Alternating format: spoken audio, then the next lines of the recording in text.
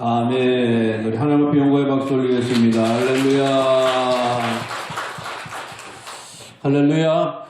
네, 우리 2월의 첫 번째 주를 맞이해서 하나님 앞에 예배드리시는 성도님들께 하나님의 크신 은혜가 함께 하시기를 바랍니다. 자, 가슴에 손을 얹으시고요. 내 영혼아 여호와를 찬양하라. 시작. 내 영혼아 여호와를 찬양하라. 우리 앞 사람의 손을 잡고 우리 승리했습니다. 기도하겠습니다. 사랑의 주님, 은혜의 주님, 감사합니다. 2월의 첫 주일을 열게 하시고 특별히 추운 일기 가운데서 몸과 마음을 다하여 주의 전을 찾아 예배드리게 하심을 감사합니다. 우리의 기쁨이요 우리의 완전이요 우리의 능력이 되신 주님을 찬양하는 거룩하고 복된 이 시간, 성령 하나님께서 우리 예배를 받아 주시옵시고 우리들의 예배를 통해서 힘을 얻게 하시며 믿음의 거룩한 자리에 오를 수 있도록 은혜를 더하여 주시옵소서. 해경 무거운 짐진 자 있습니까? 아버지 말 못할 어려운 자 있습니까? 주님 앞에 내려놓는 시간 되어지게 하시고 주님의 거룩한 뜻을 깨달아서 힘을 얻을 수 있도록 하나님이여 도와주시옵소서. 이 시간 마음은 어리오되 주의 전에 찾지 못하는 성도들을 긍휼히 여겨 주시옵시고 힘을 얻어 하루속히 달려나와 함께 예배하며 주의 영광을 이룰 수 있도록 은혜를 더하여 주시옵소서. 오늘도 귀한 시간 주님께서 함께 하실 줄 믿사오며 사랑이 많으신 예수 그리스도의 이름으로 기도드리옵나이다. 아멘. 장날을 맞이하면은 많은 사람들이 장에 모이죠. 장에 모이면 내가 이번에 낫을 사야 되겠다, 혹은 무슨 씨앗을 사야 되겠다라고도 해서 강하는 경우도 있지만 여러 땐 사람은 구경을 하지 못하다가 장날 모인다니까 장에 이렇게 올라가는 경우도 많이 있죠. 걔 가서 따뜻한 국한 그릇 따뜻한 국밥 한 그릇 드시고 내려오면서 또 필요한 거 있으면 사탕이라도 한 봉사 갖고 나오는 게 이 사람의 마음이죠. 그래서 혼자 따로 떨어져 있다가 다른 사람들이 모이면 어떤 일이 있는가라고 하는 것을 궁금해하는 것이 사람들의 모임입니다. 사실 우리나라에서도 또 많은 사람들이 여행을 하면은 아무도 안 가는데 가보지를 않아요. 외국을 가보게 되면은 제일 먼저 사람이 제일 많이 모이는 곳으로 가게 되죠. 그래서 우리가 서울을 가면은 서울 가서 명동을 갔다 와야지 서울 명동을 갔다 왔다, 서울을 갔다 왔다 하는 게 좀 의미가 있는 거지. 다른데 서울 가가지고 어디 변두리 돌아다니다 왔다 그러면 여행을 한 건가? 이렇게 생각을 하죠. 그래서 해외여행을 가도 마찬가지죠. 물론 자주 가고 여러 번 가는 경우는 말지만 처음 가게 되면 사람들이 어디 제일 많이 모이는가? 박물관인가? 또 시장인가? 또 어디 무슨 뭐 역사적인 장소인가라고. 그래서 항상 여행을 하게 되는 것에 실패하지 않는 방법은 사람들이 많이 모이는 곳에 가는 것입니다. 우리 장로님 기도할 때 이제 동계올림픽이 시작이 되잖아요. 동계올림픽이 시작이 되면 사실상 우리나라 사람들이 동계올림픽에 대해서 이렇게 많이 알고 있지 않아요. 쇼트트랙 정도는 우리나라가 세계를 잡고 있다라고 하지만 나머지 종목은 잘 모르잖아요. 그런데도 많은 분이 우리나라에서 올림픽을 30년 만에 한다니까 한번 가봐야 되겠다라고 하는 마음을 갖게 되면 사실 거기 가서 무슨 운동을 뭐 루지가 어떠느니 뭐 우리식으로 얘기하면 눈썰매, 스키, 뭐 썰매, 뭐 스케이트 이렇게 정도만 하지만 별의별 종목이 다 있잖아요. 그건 동계 스포츠는 이름도 어려요. 저도 잘 모르고 스칼레톤이니 뭐 이상한 이름들이 많아가지고 잘 모르지만 사람들이 가는 이유가 뭐예요? 거기 세계에서 오는 여러 사람들을 또 볼 수 있다. 운동선수들을 볼 수 있다라고 하는 거. 이것 때문에 사람들이 모이게 되죠. 그래서 다른 데 안 가고 이제 올림픽 시작되면 아마 많은 사람들이 평창 혹은 강릉, 강원도 쪽으로 많이 몰려들게 될 것입니다. 그렇지만 오늘도 우리가 이게 많이 몰려드는 그런 상황을 바로 예수님 시대 때도 그려졌다라고 하는 것을 보여요. 예수님 때문에 많은 사람들이 몰려오기 시작했습니다. 예수님이 마가복음에 등장을 하셔가지고 오늘 본문의 전에는 회당에서 가르치시는데 회당에서 가르치는데 그 회당에서 가르치던 서기관들이라든가 또 회당장이라든가 그 사람들과는 다른 권세에 있는 하늘의 말씀을 증거하시게 됩니다. 그러니까 당연히 정말 우리에게 귀한 말씀, 권세 있는 말씀, 놀라운 말씀을 전해주시는 분이 나타났다라고 하니까 사람들이 막 몰리기 시작을 했죠. 그래서 예수님께서도 이 회당을 피해서 이제 우리가 아는 베드로 장모님의 거하는 그 집으로 옮기게 됩니다. 거기 옮겨서도 예수님이 열병에 걸려있는 베드로 장모를 보시고 또 치료를 해주시는 거예요. 치료를 하시니까 많은 사람들이 문제를 가지고 병을 가지고 예수님 앞에 막 나오는 거죠. 귀신 들린 사람, 온갖 질병 있는 사람들 많이 있잖아요. 그래서 예수님이 그 동네 모든 사람들한테서 병들이 몰려오니까 그들도 다 고쳐주시는 거예요. 얼마나 좋습니까? 요즘도 우리가 어딘가 외국에 나가서 약만 한 주군 갖고 가도 그냥 좋아가지고 약 나눠주면은 막 엄청나게 몰려드는데 바로 현장에서 고침을 받는다고 하니까 사람들이 막 몰려들어요. 근데 어떤 일까지 벌어지냐라고 하니까 귀신이 예수님을 알아보는 일이 생기는 거예요. 누구라고요? 당신은 하나님이십니다. 하나님의 아들이십니다. 라고 하는 일들이 벌어지니까 예수님 앞에서는 아무도 대적할 수 있는 그런 것이 없었습니다. 그런데 예수님이 귀신에게도 조용히 해라. 내가 누구인지 절대 떠들지 마라. 라고 이상한 말씀을 해주고 계시고요. 그리고 나서 예수님께서 이제 그 힘들고 바쁘고 어려운 시간에 함께 하시는데 이 시간에 새벽이 되면은 몰래 나가시는 거예요. 한적한 곳으로 가시는 거예요. 광야로 가시는 거예요. 거기 가가지고 기도하고 돌아오시는 거예요. 기도하고 돌아오셔서 함께 있는 사람들에게 뭐라고 이야기합니다. 예수님, 이제 사람들이 정말 모든 사람들이 예수님을 찾습니다.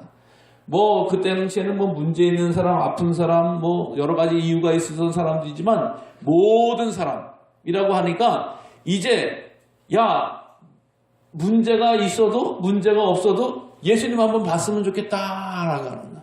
예. 여러분 우리 동네에 유명한 의사가 왔다라고 하면 허리 안 좋은데 무슨 혈압 안 좋은데 그 병에 들린 사람뿐만 아니라 아니 도대체 그 사람은 어떻게 고친대? 라고 하면서 주변 사람들이 다 몰리기 시작했다라고 하죠. 그 동네 모든 사람. 근데 예수님께서 이상하게 그 사람들에게 가지 아니하시고 야, 딴 동네로 가자 라고 하면서 뭐라고 말씀하십니다. 내가 전도하러 왔다. 내가 이를 위해서 왔다. 라고 하면서 이 갈릴리를 다니시면서 예수님의 일을 하시는 그런 사역이었다라고 합니다. 여러분 예수님께서 이 당시는요 우리가 장수로 봐도 마가복음 1장에 있는 것처럼 예수님께서 뭐 활동할 때 시작할 때예요. 시작. 사역의 시작을 할 때였다라고. 시작을 할 때 정말 잘하면 정말 많은 사람들이 예수님을 구주로 믿는 역사가 나타날 수 있는 좋은 기회예요. 여러분 우리 만약에 가게를 시작을 했는데 사람들이 몰려오지 않는 게 좋습니까? 벌떼처럼 몰려오는 게 좋습니까? 두말할 필요가 없죠. 뭘 시작했으면 좀 많이 와가지고 사람 소문도 내주고 사기도 하고 먹기도 하고 입기도 하고 하다 그랬으면 좋겠죠. 그런 것처럼 예수님이 사역을 시작할 때 야, 갈릴리에 예수라고 하는 사람이 나타나고 아니 메시아가 우리가 그리던 메시아가 나타난 것 같다 라고 하면서 예수님한테 예수 하면서 막 몰리는 그때에 예수님은 결코 예수님을 드러내지 않으셨어요. 내가 너희를 위한 구세주다라고 하는 것을 드러내지 아니하시는 이런 모습을 보여주고 있습니다. 왜 그럴까? 많은 사람을 얻어서 많은 사람을 세워서 많은 사람을 시켜서 하나님의 나라 일을 하면은 더 좋지 않을까? 라고도 생각할 때인데 예수님은 그것을 원하지 않으셨어요. 왜 그러시냐? 예수님은 그때마다 기도하면서 그 방법을 찾았던 것을 보게 됩니다. 저번에도 이렇게 많은 사람이 몰려올 때 예수님 피해서 기도하셨어요. 마가복음의 다른 곳에서 예수님께서 피해서 기도하셨던 그런 장면이 몇 군데가 나옵니다. 언제가 나오냐? 오병이어의 기적을 치렀습니다. 여러분 오병이어의 기적 우리가 알다시피 그 떡과 물고기를 먹은 사람이 장정만 몇천 명이요? 5천 명이다. 5천 명이었으니까 그 동네 사람이 난리가 나는. 우리 화도 몇 명이 다 모여도 5천 명이 되는지 어쩐지 제가 기억을 못하겠는데 다 모여가지고 시컷 먹고 남은 거 12광지를 내서 야 이제 우리를 구원할 분은 예수님밖에 없다 라고 이야기하고 막 쫓고 찾고 우리가 제자들 보고 야 배 띄워서 바다를 건너가자 라고 하면서 예수님은 따로 떨어져서 홀로 기도하시는 것을 봤어요. 여러분 얼마나 좋은 기회예요. 야 내가 예수야, 내가 구세주야, 내가 메시아야 라고 하면서 너네 빵 먹었으니까 다 알잖아. 아무것도 없는 데서 기적 나타나는 거 알잖아 라고 막 선전하고 홍보하면 좋을 것 같은데 예수님은 그 사람들의 바람을 무참히 외면하시고 딴 데로 가시는 거예요. 참 놀라운 일이 벌어지는 거예요. 또 그 다음에 예수님께서 홀로 따로 떨어져 기도할 때가 있어요. 그 기도할 때가 언제였냐? 십자가에 달려 돌아가시기 전 겟세마네 동산에서요. 겟세마네 동산에서 예수님을 붙잡으러 오기 전에 예수님께서 성만찬을 다 마지막 만찬을 최후의 만찬을 하시고 나서 겟세마네 동산에 올리셔서 땀이 피가 되도록 기도하시는. 그래서 제자들만 딱 데리고 올라가서 야 너 기도하라 라고 이야기하지만 제자들은 기도하지 못하고 그냥 엎드려 자고 있어. 아니 어떻게 한시도 깨어 있을 수 없느냐? 내가 기도하라고 이야기하지 않았냐? 라고 이야기했습니다. 근데도 다른 제자들은 다 자고 있지만 예수님께서는 뜬금없이 따로 떨어져서 기도하셨어요. 기도하시고 나서 어떤 일을 하시게 됩니까? 결국에는 내가 지기는 싫지만 하나님의 뜻이라고 하면은 내가 십자가를 지겠나이다 라고 하면서 십자가를 지게 되는 겁니다. 그래서 예수님께서 메시아 되신 것은 병으로 치료로 사람들의 인기로 사람들의 어떤 숫자로 예수님이 메시아 되는 것을 나타내신 것이 아니라 이 세상에서 가장 험하고 추하고 어려운 십자가를 지심으로 말미암아 메시아 되신 것을 나타내셨던 것입니다. 사람에 의해서가 아니라 가장 약한 가운데서 가장 놀라운 치료와 권능과 능력과 말씀으로 이 세상에 권세를 엎으신 예수님, 그 예수님께서 이 세상에 오셨던 것이라고 하는 거예요. 근데 그 예수님이 많은 사람들을 좋아하고 많은 사람들을 위해서 한 일이 아니었다라고 하는 거예요. 여기 중요한 이유가 있어요. 왜 그렇습니까? 예수님이 이 세상에 오신 것은 사람에게 유익을 주기 위한 것이 아닙니다. 사람의 일을 하기 위한 것이 아니라고 하는 거예요. 예수님은 하나님의 일을 하기 위함이었다. 하나님의 계획을 위하게 합니다. 하나님의 뜻을 이루기 위함이었다라고 하는 것입니다. 하나님께서 원하시는 일, 하나님께서 기뻐하시는 일, 하나님께서 온전하게 하신 일을 하기 위해서다라고 하는 거예요. 그래서 예수님이 가장 중요한 시간마다 들른 곳이 있는데 그것이 바로 어디예요? 한적한 곳, 외딴 곳으로 가셨다라고 하는 거예요. 외딴 곳으로 가셨다.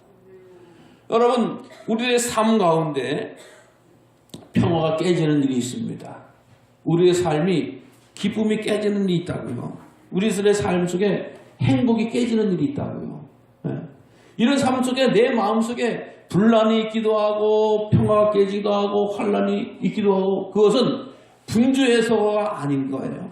분주하고 바쁘고 일 잘 되고 돈 잘 벌고 이렇게 되면 내가 항상 기쁘고 행복한 게 아니라 돈 잘 벌고 기쁘고 행복하고 건강해도 평화가 깨지는 경우가 있는 거예요. 이것은 무엇을 말하느냐? 바로 우리가 그 순간에 하나님과의 관계가 깨어지고 있다라고 하는 거예요. 하나님과의 관계가 깨어지고 있다. 내가 무슨 일을 해도 참 기쁘다, 행복하다, 감사하다, 정말 평화롭다, 즐겁다 이런 일 가운데서 하나님과의 관계가 깨어지면 내 마음속에 평화가 오지 않는 거예요. 내 마음속에 기쁨이 오지 않는 거예요. 내 마음속에 확신이 오지 않는 것이라고 하는 겁니다. 여러분, 그래서 우리들의 마음속에서는 항상 외딴 곳으로 가는 은혜가 있어줘야 될 줄로 믿으시기 바랍니다. 돈을 벌면서, 일을 하면서, 또 혹은 여행을 다니면서, 부귀영화를 누리면서 어떤 세상 속에서 만족을 찾지 못한다라고 하는 것은 하나님과의 관계가 채워지지 않았다. 그래서 유명한 어떤 신학자는 말했잖아요. 이 세상에서 다른 것으로도 채워줄 수 있다. 예를 들어서 우리가 밥이 없으면 뭐 빵으로 먹든지 국수를 먹든지 물이 없으면 음료수를 먹든지 뭐 다른 걸로 대치를 할 수도 있잖아요. 뭐 겉옷이 없으면 뭐 여러 개 다른 옷을 입든지 대치를 할 수 있는데 바로 하나님의 빈자리는 하나님만이 채울 수 있다라고 대체할 수 있는 것이 없다라고 하는 거예요. 그래서 믿음의 자녀 하나님의 일꾼들에게 있어서는 가장 중요한 것이 바로 이 하나님을 만나고 하나님과 함께하는 시간이라고 하는 것입니다.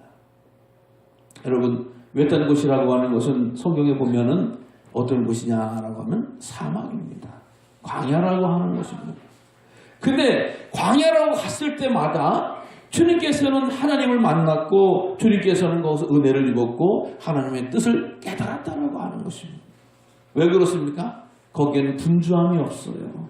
거기에는 하나님만 찾으려고 하는 내가 있기 때문에. 내가 있기 때문에. 여러분, 광야 가가지고 사람 만나러 광야 가는 경우가 거의 없잖아요. 외딴 곳은. 여러분, 우리가 기도하러 갈 때 산기도 간다라고 하면 내가 거기 사람 보러 가는 게 아니야. 산에 어두운 밤에 산에 왜 올라가는 겁니까? 하나님, 내가 여기 있습니다 라고 하는 것으로 하나님만을 앙망하고 하나님만을 기대하고 하나님만을 찾는 그 시간이 있는 거 아니겠어요? 그때 기도할 때 은혜가 임하여졌고 하나님의 위로가 임하여졌고 하나님의 소망, 하나님의 말씀이 임하여지는 것이 바로 외딴 곳에서 누리는 축복 아니겠어요? 그래서 많은 사람들은 다 도회지로 분주한 곳으로 사람 많은 곳으로 가지만 거기에 진정한 평화와 기쁨과 사랑과 은혜를 누리지 못한다라고 하는 것입니다. 일본에서 어떤 책이 한 권이 나왔는데 그 책의 이름이 뭐냐? 시골 한적한 곳에 가게를 차렸습니다 라고 하는 책이 있어요. 여러분, 가게에서 제일 중요한 게 제가 알기로는 뭐예요? 길목 아니겠어요? 아, 여기는 딱 보면 여기 빵집 할 때야. 아, 여기는 딱 보면 옷집 할 때야. 아, 여기는 딱 보면 고깃집 할 때야. 식당 할 때야. 딱 우리가 보면 그 업자분들은 잘 아시잖아요. 전문가들은 그걸 통해서 아는데 일본에서 외딴 곳으로 가서 9차린 가게 가운데서 9군데를 이야기했어요. 도대체 뭔데 그 외딴 곳으로 하냐라고 하니까 첫 번째로는 산채 정식집이다. 산채 정식집. 물론 뭐 산에 있으니까 산채 정식집이 어울릴지 모르지만 외딴 곳에 차렸다라고 하는 거예요. 여러분 산채 정식을 저는 제일 맛있게 먹은 데가 어딘지 아세요? 인천의 시내 한강 북판이었어요. 절대 산에 가서 맛있게 산채 정식 먹은 적이 없어요. 인천 시내 한가운데서 먹었던 산채 정식이 제일 맛있어요. 근데 산채 정식집이 산에 갔다. 그 다음에 어떤 집이 갔냐라고 하는 것을 보니까 중고 책 서점이 산 외딴 곳에 있다. 새 책도 아니고 중고책을 사러 외딴 곳으로 가야 되냐라고 하는. 그 다음에 또 외딴 곳에 뭐가 있냐라고 하는 것을 보니까 빵집이 외딴 곳에 있다. 예. 저도 빵을 좋아해서 몇 군데 가봤습니다만 절대 외딴 곳에 있는 집은 못 봤어요. 다 시내 한복판에 있는. 근데 빵집이 외딴 곳에 있다. 그 다음에 또 외딴 곳에 어떤 게 있냐? 꽃가게가 외딴 집에 있다. 꽃이라고 하는 게 여러분 알다시피 사람들 많이 오고 가는 데서 팔아야 되거나 양재동이나 뭐 이렇게 그런 데서 터미널이나 남대문 시장이나 근데 꽃집이 외딴 곳으로 갔다. 또 어떻게 됩니까? 가방집이 가방 파는 집인데 외딴 곳 한적한 거 차 타고 한참 나는. 그 다음에 어떤 곳이나 만주집. 네? 일본 뭐 팥빵 같은 거 있잖아요. 뭐 무슨 만주한 만주집이 외딴 곳이다. 근데 그 하는 사람들의 의미가 뭐냐라고 하는 거야. 완전한 건 번잡스럽게 사람을 찾아가는 것이 아니라 사람을 찾아오게 만들자. 사람을 찾아오게 만들자. 사람들이 사실은 번잡한데 큰데 의리의리하게 간판 내고 비싼데 세도 수억 원씩 내고 있어도 장사가 되겠지만 그것이 아니라 외딴 곳에 지키서 사람들이 그 소문을 내고 찾아오게 만들자. 번잡한데 하려니까 얼마나 돈이 많은지 몰라요. 제가 대학 다닐 때 가장 궁금했던 것 가운데 제가 다니던 교회에 서울에 가장 번화가가 된 강남역 앞에 빵집이 있는 거야. 빵집 무슨 제과점 딱 있는데 야, 저 제과점이 저기 세를 내려면 저 빵을 얼마나 파야 될까. 저 어렸을 때 지금은 너무 비싸니까 빵집이 없어졌는데 그 당시만 해도 비싼 곳에 빵집이 있었거든요. 어쨌든 많은 사람들이 찾아가는 게 아니라 찾아오는 곳에 가는 게 아니라 그것을 찾아오게끔 만드는 곳에 사람들이 많이 몰리기 시작을 하더라. 그래서 우리나라도 저기 어디 제천 산골짜기에 가보면 아주 유명한 중고 책 서점이 있어요. 거기 찾아가려면 한참 걸려요. 이게 점점 사람들이 외딴 곳으로 외진 곳으로 가는 어떤 그런 발자취가 있어졌다라고 하는 거예요. 여러분, 우리가 오늘날 분주하고 힘들고 바쁜 삶을 살아가는 것이 우리들의 삶입니다.